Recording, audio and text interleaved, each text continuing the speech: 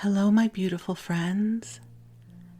I am Laurel Bleadon-Maffei with Illuminating Souls, welcoming you to this episode of Sleepy Bedtime Blessings, a podcast designed to help you rest, relax, and fall asleep, all while deepening in your connection with your beautiful team of angels who love you so.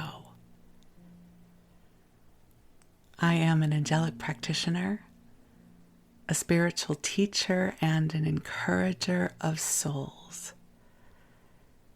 And so I have a wonderful job. I offer one-on-one angel sessions, soul mentoring, and a variety of classes designed to inspire your spirit. And you can learn more at my website, illuminatingsouls.com. And I offer a new class about every 6 weeks or so. So if you do visit my website, at the top of the homepage, you can sign up for my mailing list. And this way you will be in the know of the classes and offerings that I have coming down the line. And just so you know, my classes tend to be small in size, and they take place over Zoom. So if you are interested in an opportunity to participate in an intimate, inspiring class that helps to build soul-centered community, I invite you to join us. But for now, the angels and I are here to help you come into a sweet, soothing place where you can rest and relax and replenish and feel nurtured. I don't know about you, but those are all qualities I crave more of all the time. And so I am so happy to offer you this podcast that is infused with the love of the angels and sweet divine light, where you can receive. So I invite you to get comfortable in whatever way works best for you, and take some nice deep breaths in and out. And as you do, with your permission, the angels will infuse the space you're in with divine love, calibrated in a way that you can receive it. If you're new to the world of the angels, they are divine celestial beings, and we all have them. They are not affiliated with any specific religion. They just simply are. They are a constant source of love. It's just that for most of us, we're unaware of it. But something really beautiful happens when we open our awareness and acknowledge its presence. It becomes even easier to receive it. So as I record this, it is early morning. That's my preference for recording these episodes, because for the most part, the world is still quiet. It hasn't quite woken up yet. And so there's a stillness right now that is so beautiful and nurturing. And I gladly share this with you. It's so interesting to me as I get older, and perhaps age doesn't have anything to do with it. Maybe it simply is life. But I have grown to love the stillness. I never liked it when I was younger. I always wanted to be on the go. I shared this with you before, but it used to be that if I didn't have plans for a weekend, I would panic because I didn't want to not have plans. Plans were everything. The more plans, the better, right? The more people, the better. Going out in the world was the best. And if I didn't have plans, I would go places where there were lots of people so I could feel like I had plans. I used to go to Westwood, which is a neighborhood in Los Angeles, on Saturday nights because it would be mobbed. And this was when I first moved to Los Angeles, and I didn't really know a lot of people.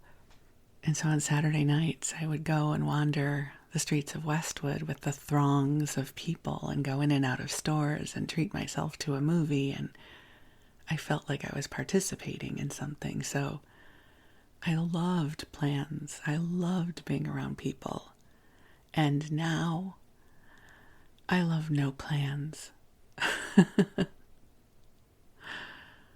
As I shared with you in a recent episode, my husband and I have had a very busy 3 to 4 weeks, filled with wonderful things, like wonderful visits with people that we love and adventures, lots of plans. And yesterday was a day where we had nothing. It was quiet. And we just sat and we watched TV all day. We caught up on 4 episodes of Outlander, and I crocheted, and I just fell into the rhythm of the needle and the yarn going over the hook, and the beautiful blanket that I am crocheting was taking form. And my nervous system really needed that, needed the stillness. And I find it so interesting that when I was younger, that is not what I needed. I needed activity, I needed people. And now the stillness is so beautiful. And so I share with you the stillness of this moment, with the love of the angels filling this breath. And I'm going to call the angels in. They are already here, but I love sharing the ritual with you. So let's take another deep breath in together and just release. And beautiful angels on high, I invite you to join us here, and I am so grateful for this beautiful, light-filled sanctuary that you are creating for each one of us who are listening to this message. To each of our beloveds listening, no matter where and when they hear this message, I know that you can be with them in live time. And so I give thanks for this sanctuary of love and angels. I ask that you clear our energy fields through the heart of God, helping to clear from us anything that is not ours, helping us to connect with the higher realms where there is love and light and goodness available to each of us. And dear ones, just take some nice deep breaths in and release, allowing soothing, calming, sweet energy to flow to every muscle in your body, every thought in your mind, and the emotions of your heart. And imagine, if you will, that the angels are creating a beautiful, expansive sphere of soft pink light that floats around you and all that you love. It makes it easier for you to feel and receive this love, and also have a brief hiatus from the other energies in the world that you need not tune into right now. The angels are here to remind you that you are a beautiful, precious, divine being having a human experience. And it is not uncommon in our human experience to forget about divine love, but it is here for you and with you and even as you. So just imagine, if you will, that your aura is being filled with divine love. That there's a beautiful, expansive light that is the truth of your divine spirit. That you are tuning to this now. Knowing that you are precious in this world.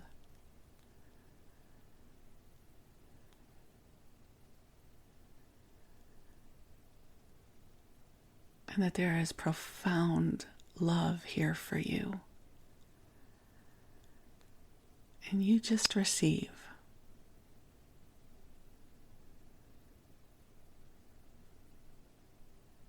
And I've asked the angels if they have a message for us. And it is this. It is such a simple one. They say, do not lose hope. Do not surrender hope to the voices of fear.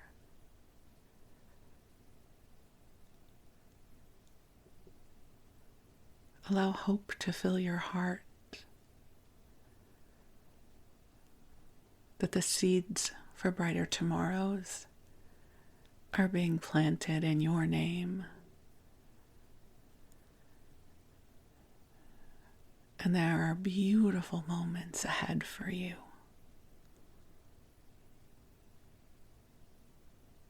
To do your best not to acquiesce to the voices of fear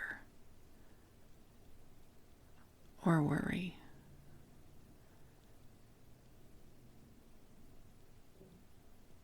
That sparks of inspiration and opportunity are flowing to you now.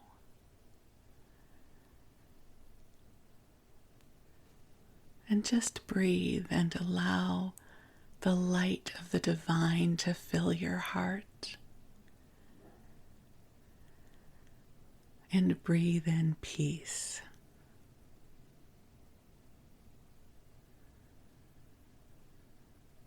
The sweetest energy is with us right now, and my hope is when you listen to this broadcast, you will be able to feel it and sense it.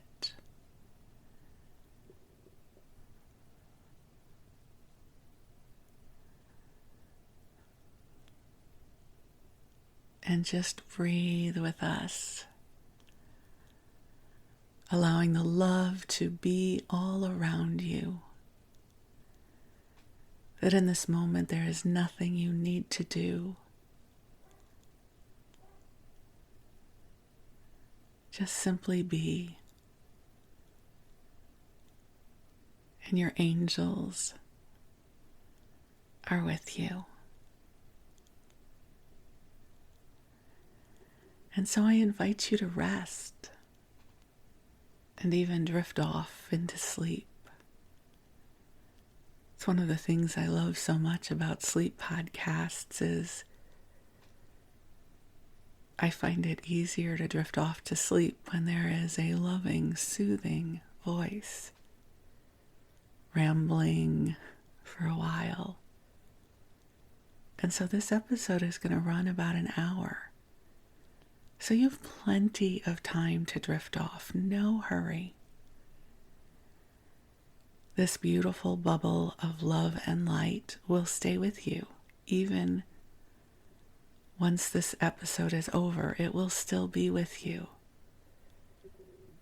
This love and light is not with you because of this podcast.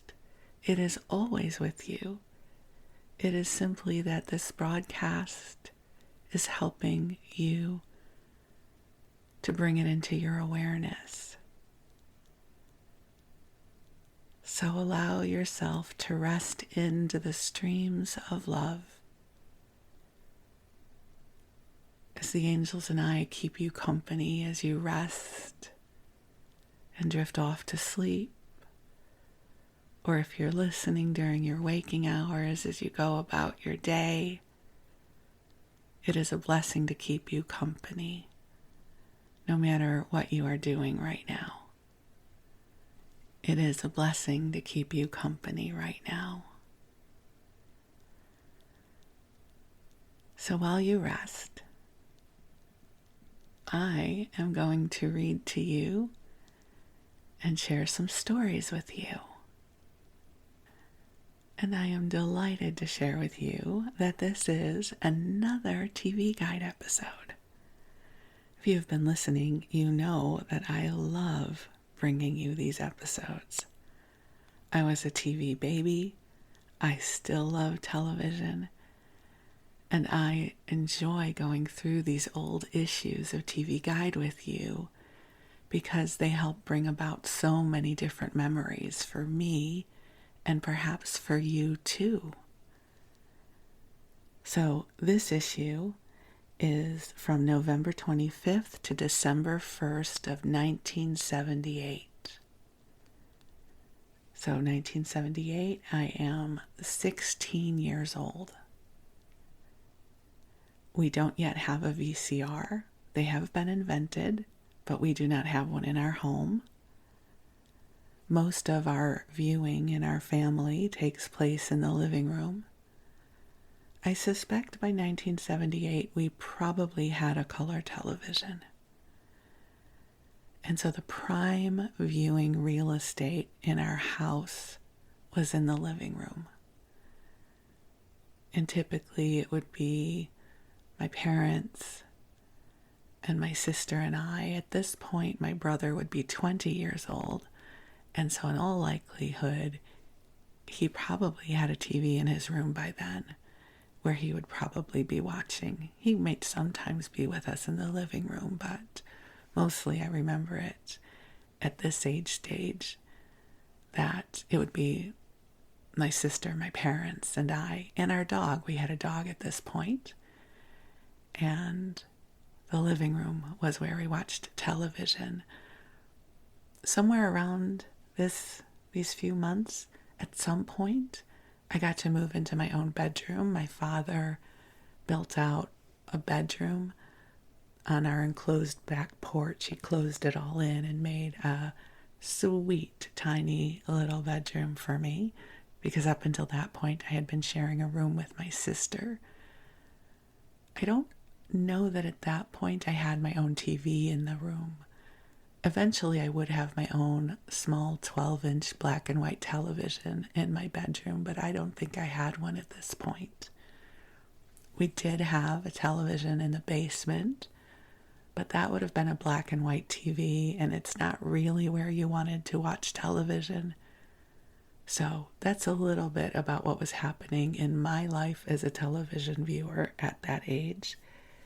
It's also probably around the week of Thanksgiving, or maybe Thanksgiving was the week before, and we're getting ready for Christmas. So there might be a lot of ads and television shows about the holiday season. On the cover of this TV guide is Suzanne Somers. So she is at the height of her fame from Three's Company. I remember watching Three's Company. I still can hear the theme song in my head. It's not really a series that would age very well. For those of you who never watched the show, it was the premise of two girls and a guy who wanted to be roommates, but the landlords thought that that was inappropriate until the male roommate pretended in a very flamboyant way that he was gay. But you couldn't really talk about being gay back then, so there's a lot of innuendo, a lot of really terrible archetypes, and it doesn't age very well. But back then, it was funny. I'm not justifying that. I'm just saying that was one of the hit sitcoms in the day. A little thing that I find so humorous right now is on TikTok a week or two ago, I started seeing videos about a company that is selling or marketing Mrs. Roper's caftans.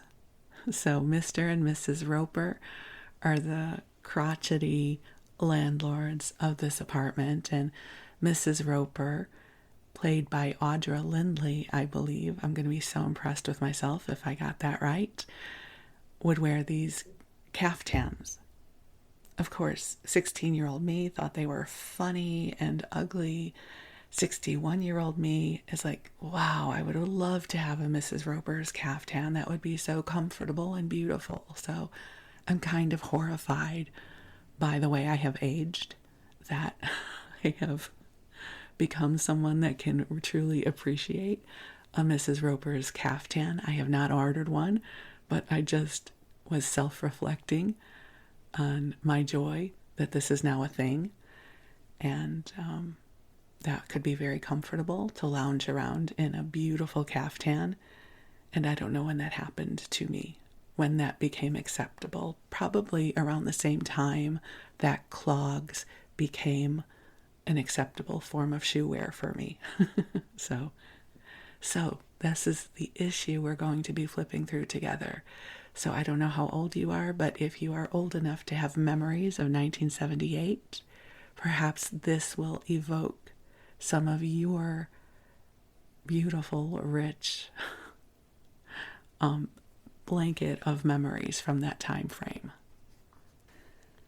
So, as I flip open the cover page, there's a cigarette ad, which are always throughout these early issues of TV Guide. But then the first ad is for a video cassette recorder. So these were fairly new then. And this thing looks like a whole soundboard. It's massive. Lots of buttons. And I'll read the ad to you.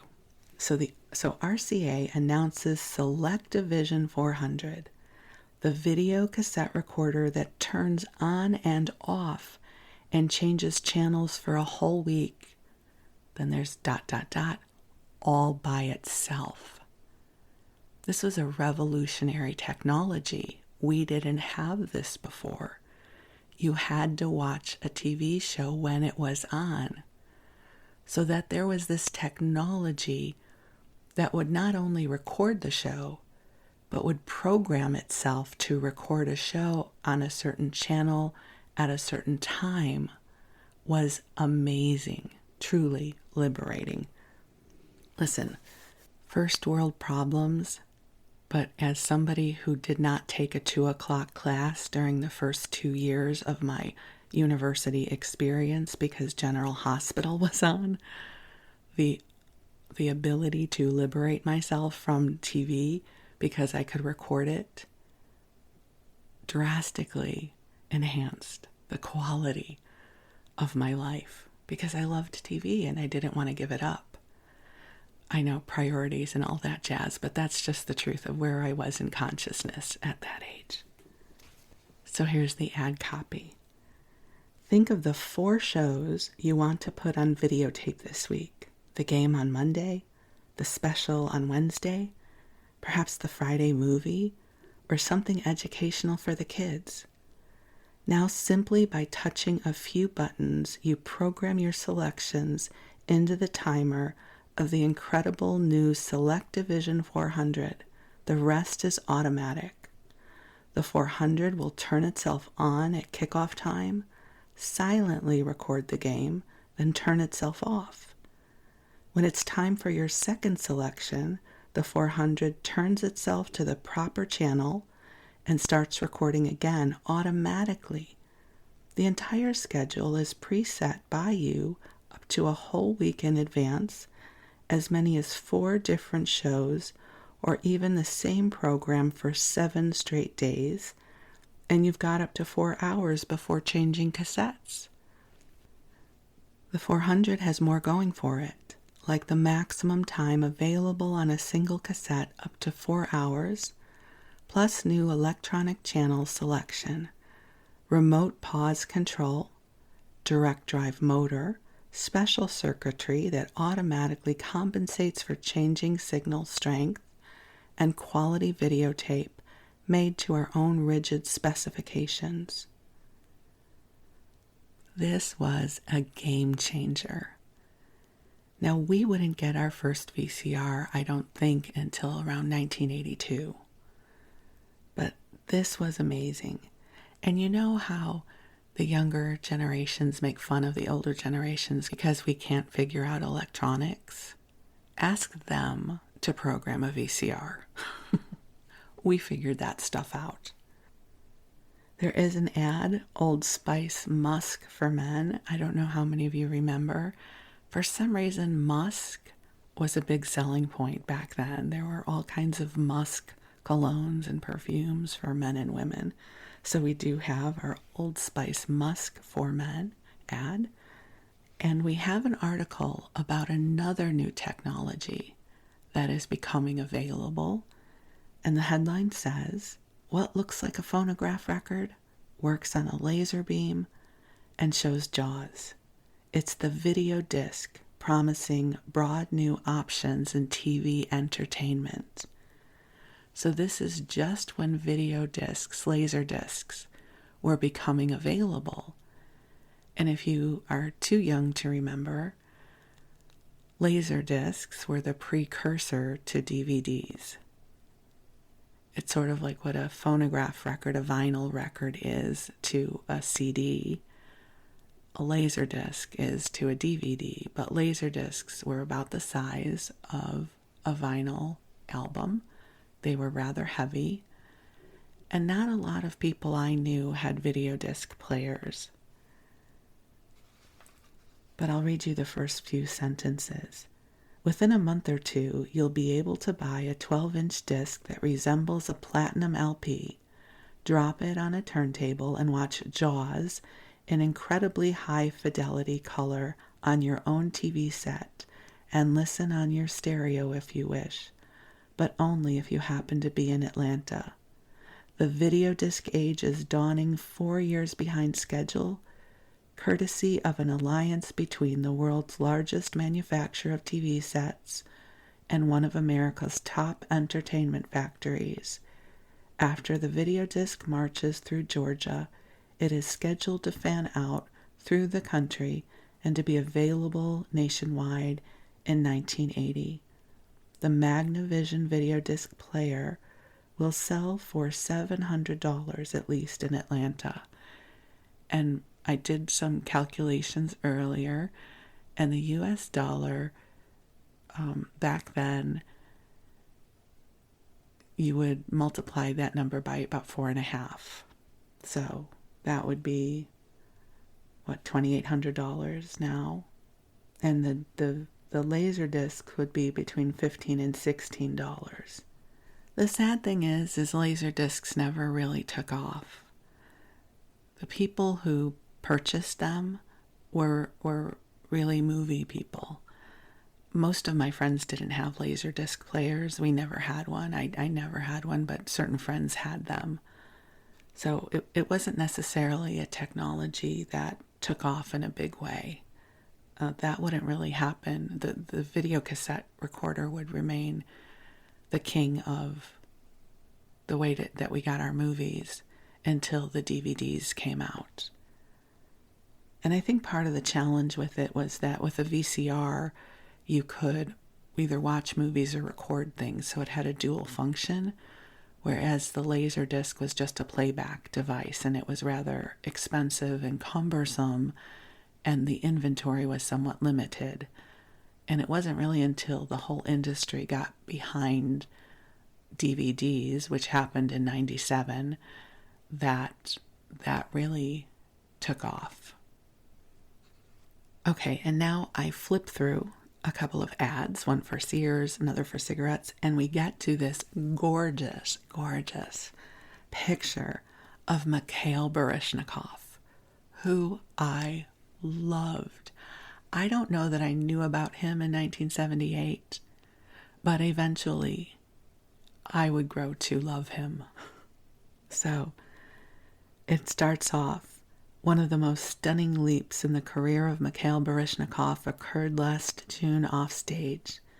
The dancer vaulted from the showy American Ballet Theater, where he was making a reported $200,000 a year, to George Balanchine's lower paying at $800 a week, but highly prestigious New York City Ballet. Would he be a worthy replacement for that troupe's Edward Villela, now less active? I did get to see him dance once, which was an amazing experience. And this this brings me so much joy to just even see this article, because I am flashing back to how much joy it brought me to see him dance back then. Not in 1978, because I don't know that I cared, but within a few years, I would be a Mikhail Baryshnikov fan. I also have to share an ad for another game changer, which is introducing the Curl Tamer, which is a flat iron, which wasn't really available mainstream until this was introduced. The pictures of the way they straighten these women's hair is not attractive, though, and it reminds me of all the times I tried to straighten my curly hair in Chicago with its humidity, and it would not turn out well. But it starts off with pictures of three women with this curly hair looking very unhappy, and then it tries to tame it into some sort of straight set.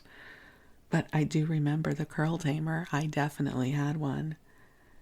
So, Curl Tamer by General Electric makes it easy to help relax your tight kinks, soften your frizzy frizzies, and even straighten your curly curls. This was my dream come true. I was fighting having curly hair until 2003. So I tried everything to straighten my hair, including a Curl Tamer, before flat irons were cool. You see, flat irons are cool now.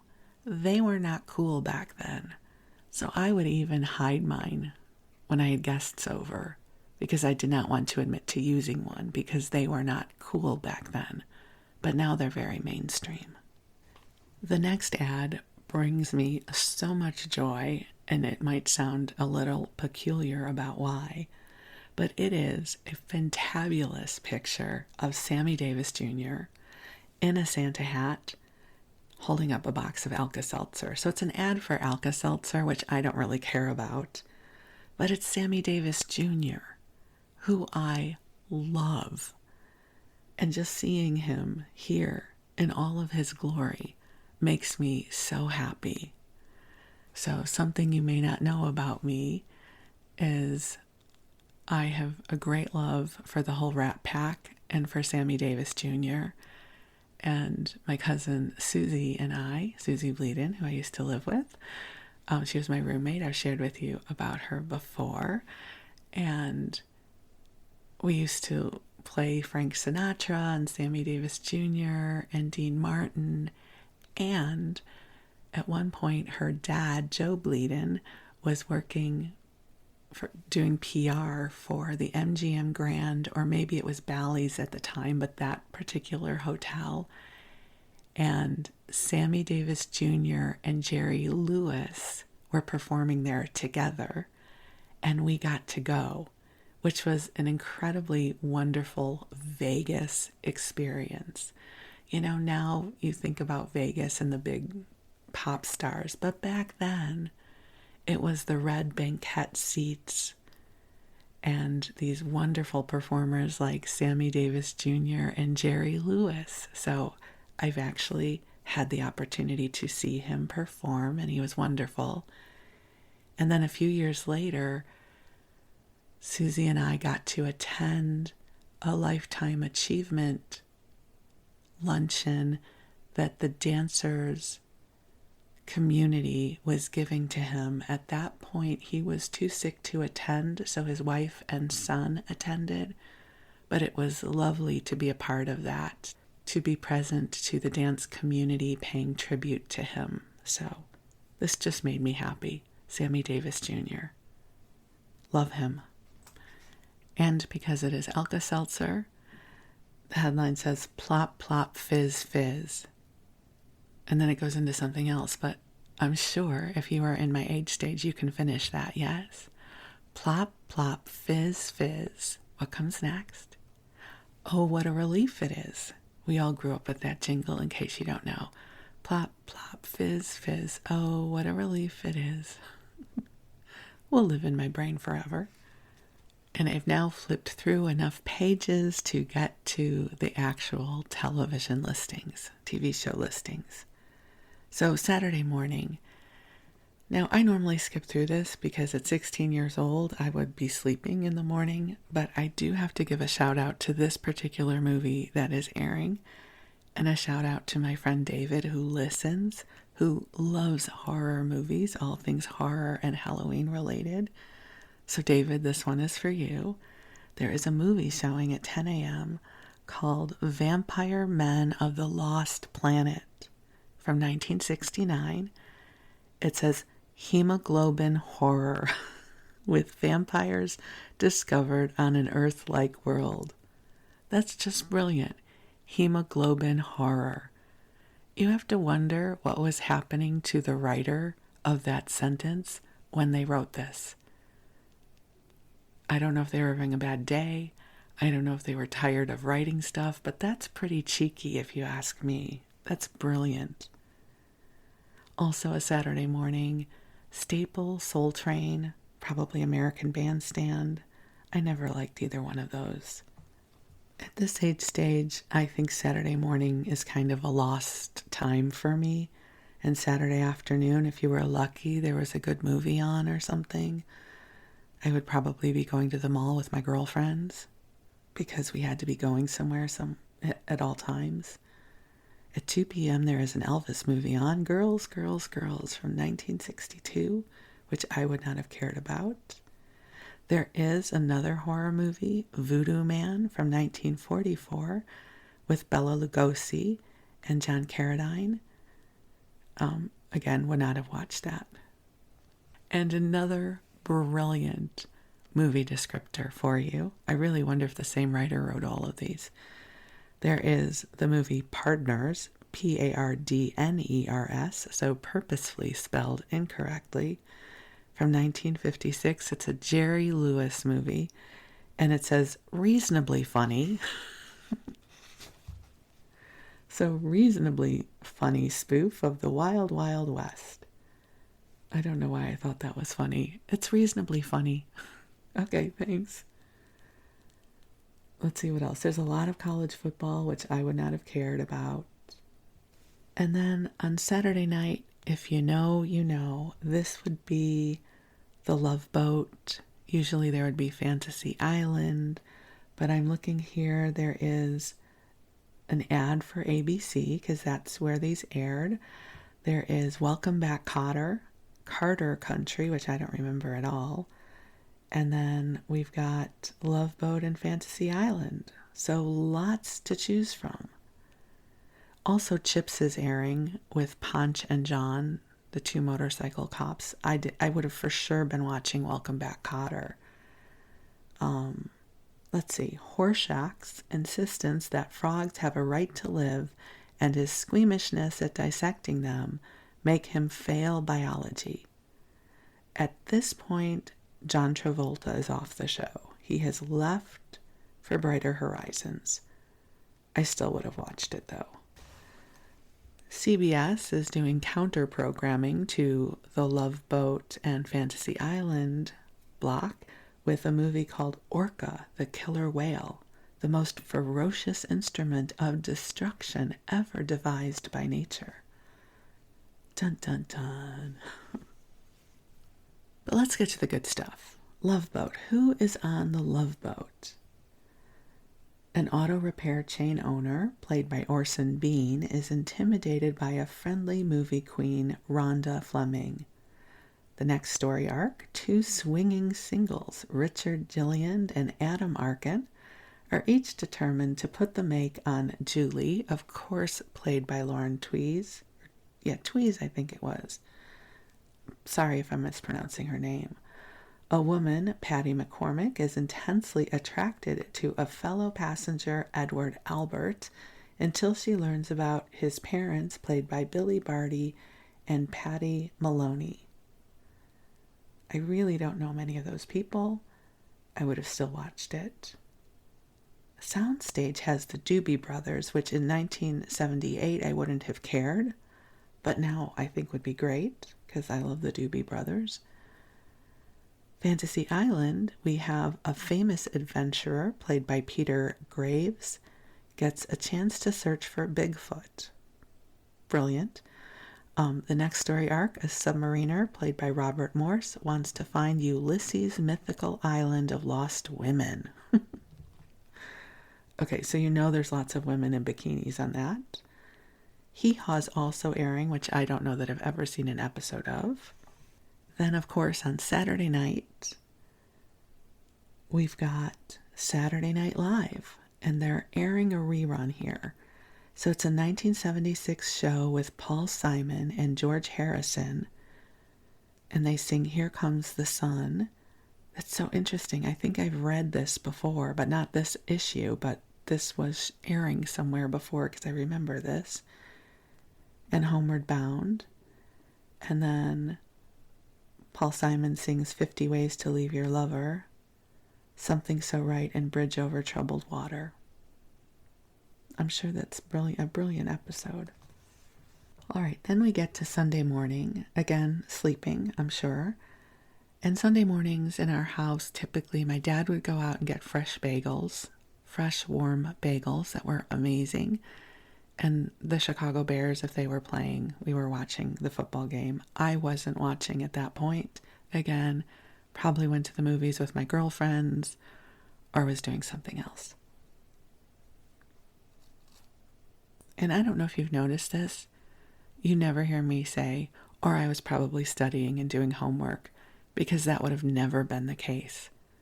I got through high school, and I don't think I ever studied, and I just barely did homework. I didn't like working hard, even back then. So, God bless my heart. Of course, 60 Minutes would always be on in our home on a Sunday night, always and forever. And then we come into a really great TV block on CBS. We start off with All in the Family, which was classic, and we would always be watching that. The new saloon waitress, Harry hires, is none other than the woman with whom Archie nearly had an affair. I didn't know that. I don't remember that at all.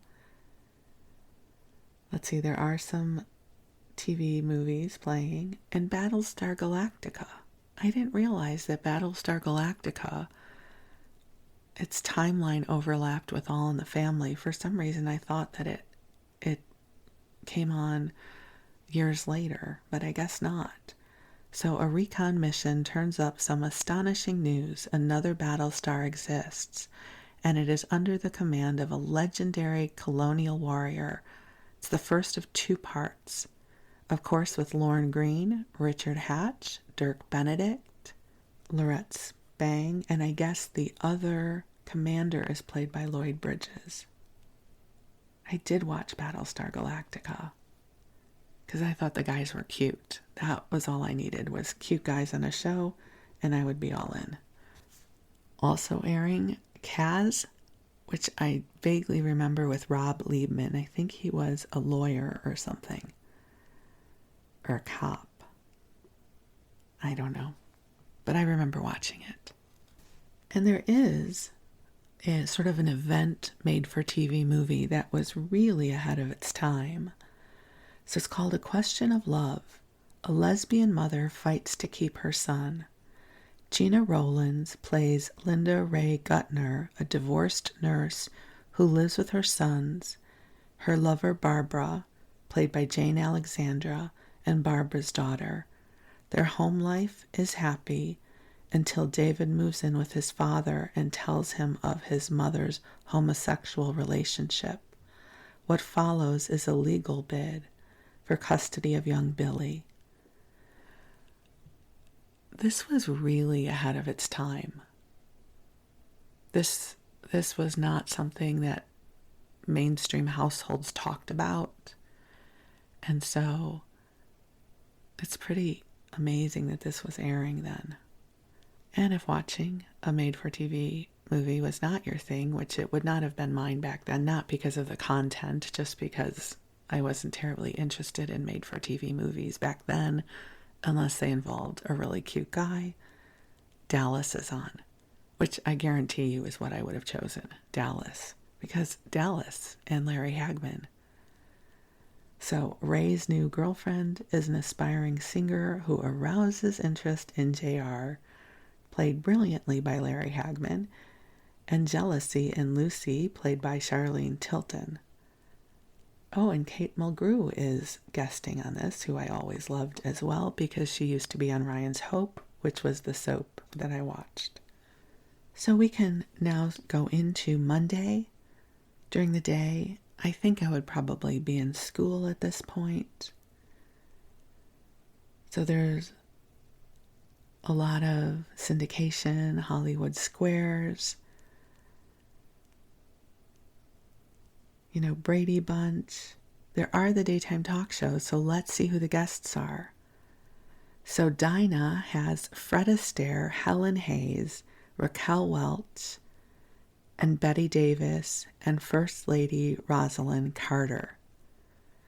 So 16-year-old me would not have cared about any of these people.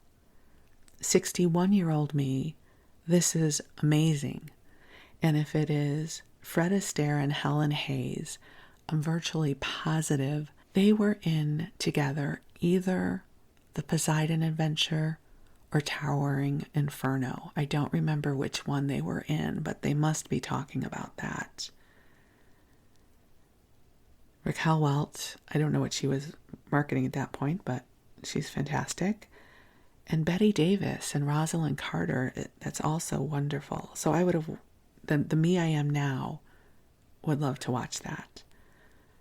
Merv Griffin has Natalie Wood and Elia Kazan, singer Ronnie Shell, who I don't know, and actor James Stevens and singer Donna Theodore. So the only two that I know from that are Natalie Wood and Elia Kazan. If Hollywood Squares is your thing, Deidre Hall and Jed Allen, of course from Days of Our Lives, Bill and Suzanne Hayes, Paul Lind, Maria Masters, John McCook, Beverly McKenzie, David O'Brien, Mary Stewart, Ron Tommy, and Audrey Peters. I think Bill and Suzanne Hayes were also on Days. This might be a soap opera lineup. I'm not sure. Mike Douglas, who's the other talk show host, has co-host Lou Rawls and is joined by John Ritter, Jane Kennedy, hostess of NFL Today, and comedian Lonnie Shore. Lou sings You'll Never Find Another Love Like Mine. Okay, this here's what's funny about that, is that just this weekend, we hosted my husband's kids for their birth. Two of the girls have birthdays in July, and they love to play board games. And they brought over this trivia game. And one of the questions was, who was the R&B singer from 1978 who sang You'll Never Find Another Love Like Mine? And none of us got it. I didn't know that was Lou Rawls. So that's so funny that just that trivia question came up this weekend.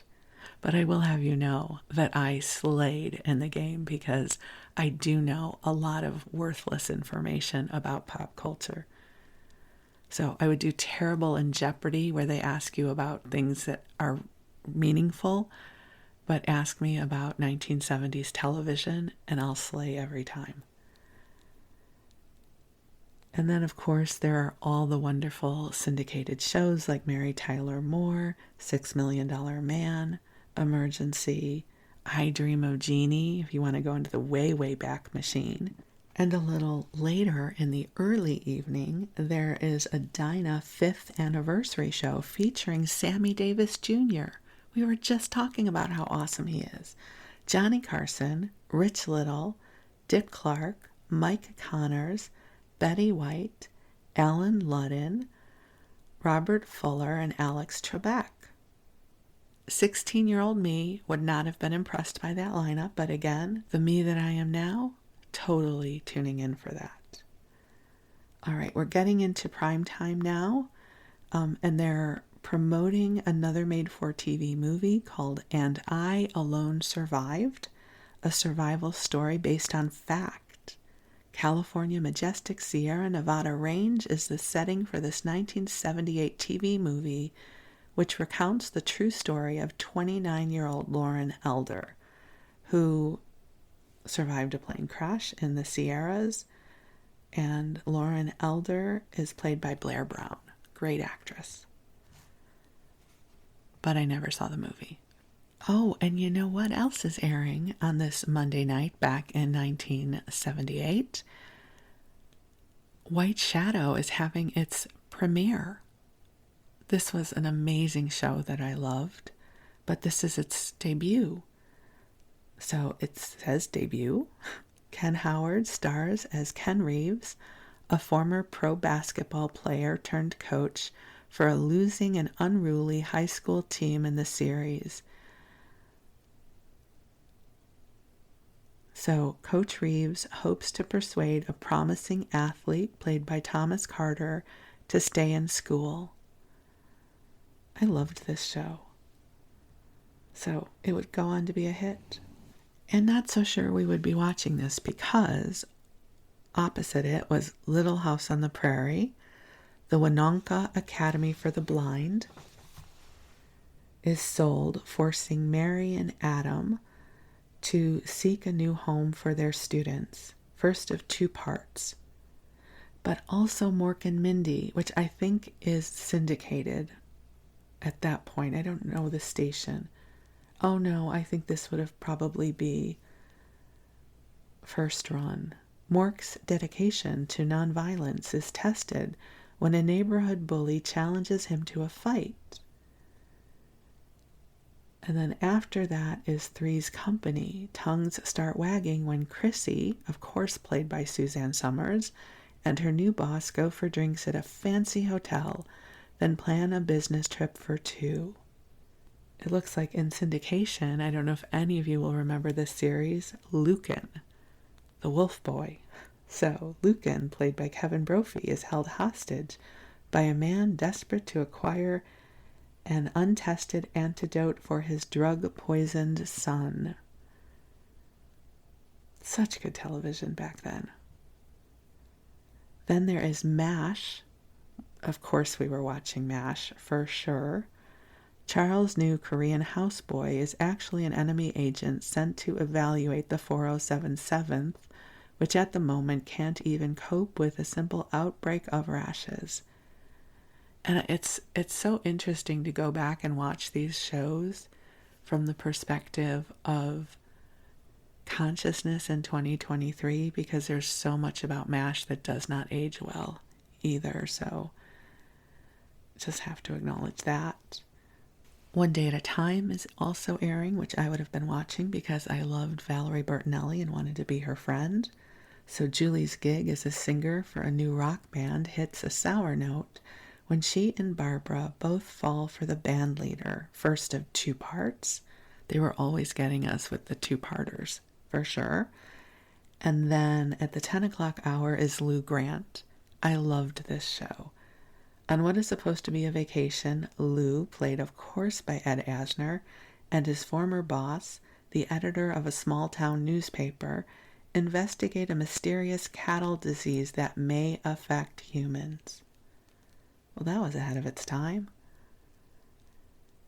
And then, of course, At the 11:30 hour, 10:30 Central, Johnny Carson, guest host Don Rickles with Glenn Campbell. I would not have watched, not a Don Rickles fan.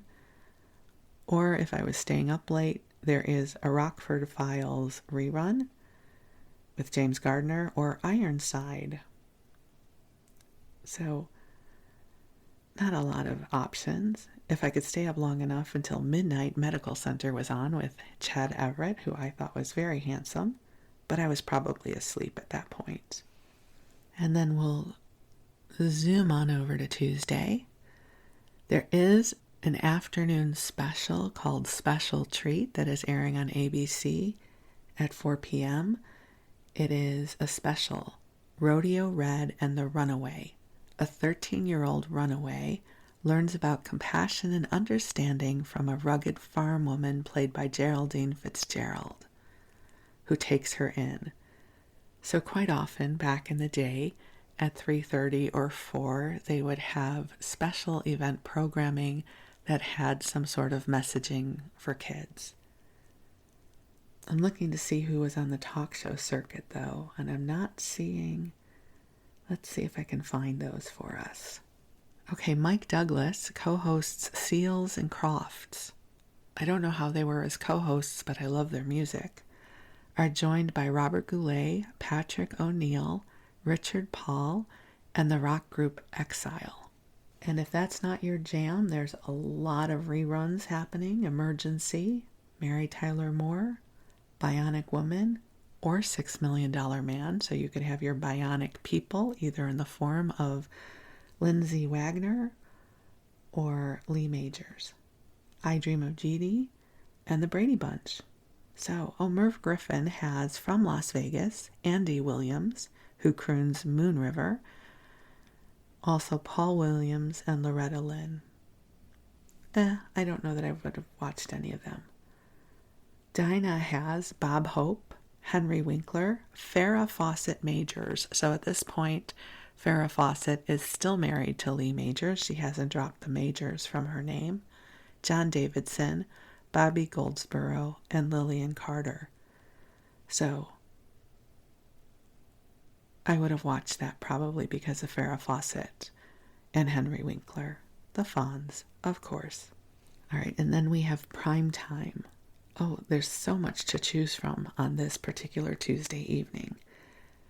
I'll tell you in a moment what I would have gone to. So first off, Paper Chase is airing. Brilliant show.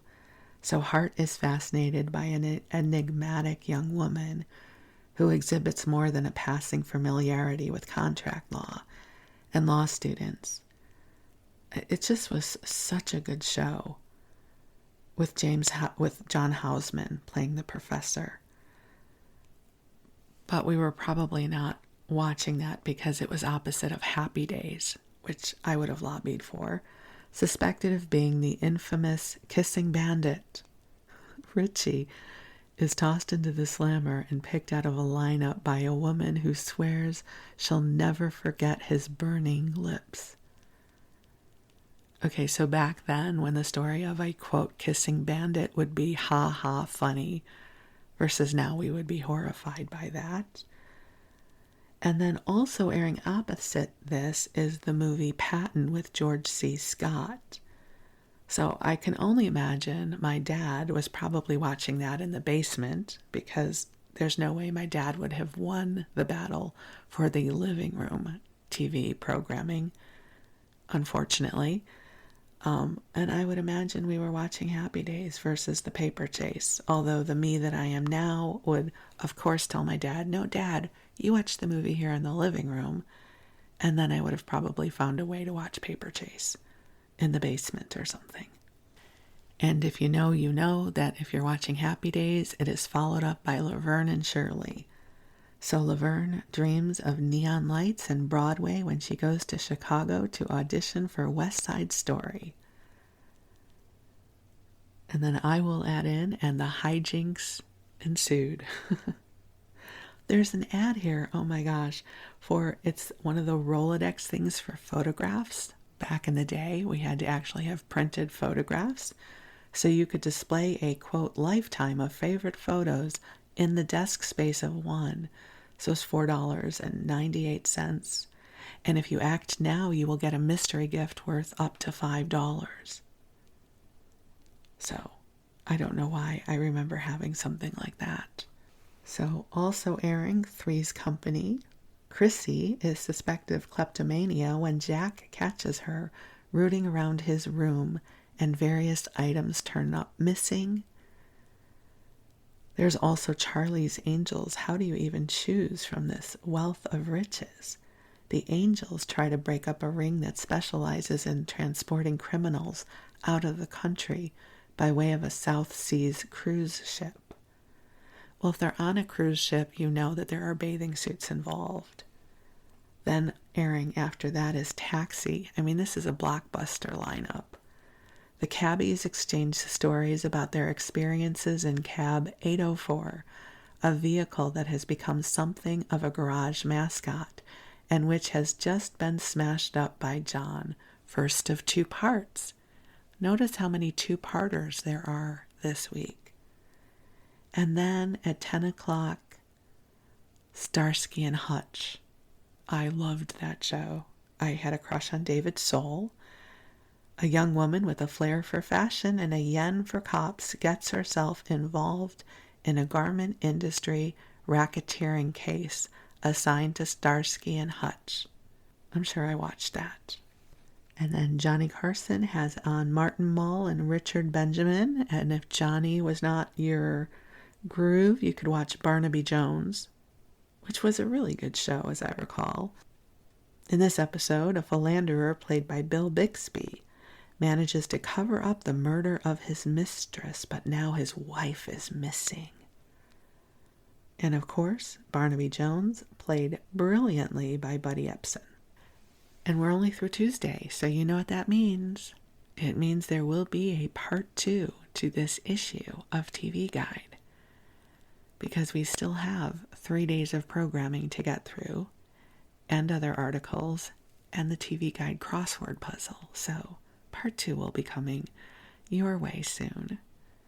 But for now, I hope you enjoyed this journey into the Wayback Machine to 1978, where we could sit down together and imagine that we are watching some of this programming together. So I wish you the sweetest of dreams. I am so deeply grateful for you. I love you very much, and we will connect again soon. Thank you.